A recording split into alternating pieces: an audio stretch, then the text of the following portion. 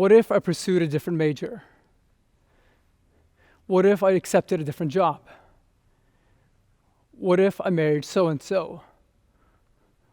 What if I invested in Bitcoin? What if? To a degree, all of us are haunted by the dark forces behind the letters I and F, whether it's in our relationships, our careers, our finances. That idea always lingers in the back of our minds, holding ourselves accountable for making certain decisions in the past, with the possibility of being in a better place in our lives. The problem with this type of thinking is that once you open those doors, it has the ability to slowly consume you with these imaginary utopian outcomes.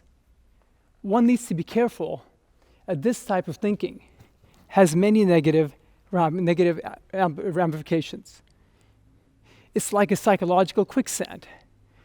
The more you try to think about it, the more it draws you in, the stronger it pulls you deeper and deeper into negative thoughts. What if is just one of many of these psychological landmines that can deter us from being productive, pursue our goals, moving forward, elevating ourselves. With the current state of affairs, our themes of a conference to revision and refocus helps us look deeper into ourselves and asks, how can I elevate myself? How can I elevate my spiritual intellect? So what do we rely upon to restrain these thoughts? As it's not a matter of intellect. One might have a very high IQ, yet they might have difficult controlling emotions, indicating a low level of emotional cue.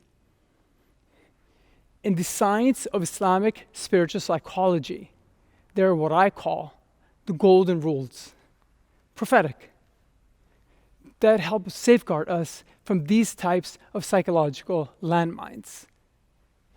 In the case of what ifs, the golden rule is there are no what ifs, period. The rule protects us from becoming a victim to the what if mentality. It's a code you live by. Naturally, these thoughts will come to you, but when they do, you simply remind yourself and not entertain it. Let's take a deeper dive into the ecosystem of the Islamic spiritual psychology and see how one can spiritually elevate oneself and purify one's heart. In this ecosystem, there are 4 key elements. The heart, qalb. It is at its core, right at the center. Above the heart is the higher dimension, the ruh, the soul. And below the heart is the lower dimension called nafs, the awareness. And lastly, away from the heart on the side, we have aql, which is loosely translated as the mind. But to be precise in the Arabic language, it's translated as restraint or to control. It is the COO, the Chief Operations Officer. It takes orders and fulfills them and commands our limbs, our tongue, our hearts, our minds, our hands, our actions.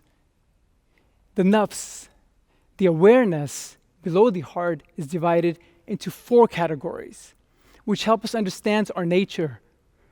The lowest nature is of a livestock, which is of a cattle or a sheep. If your ultimate goal in life is to just eat, play, drink, copulate, then essentially that is your state of a cow or a sheep.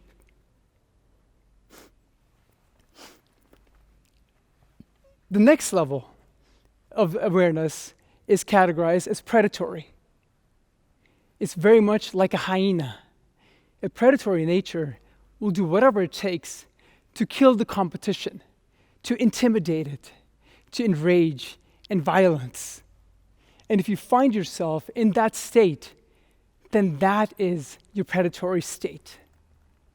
The third level is the darker nature, which is even worse. In addition to the predatory state, now we add arrogance, deception, lying, cheating.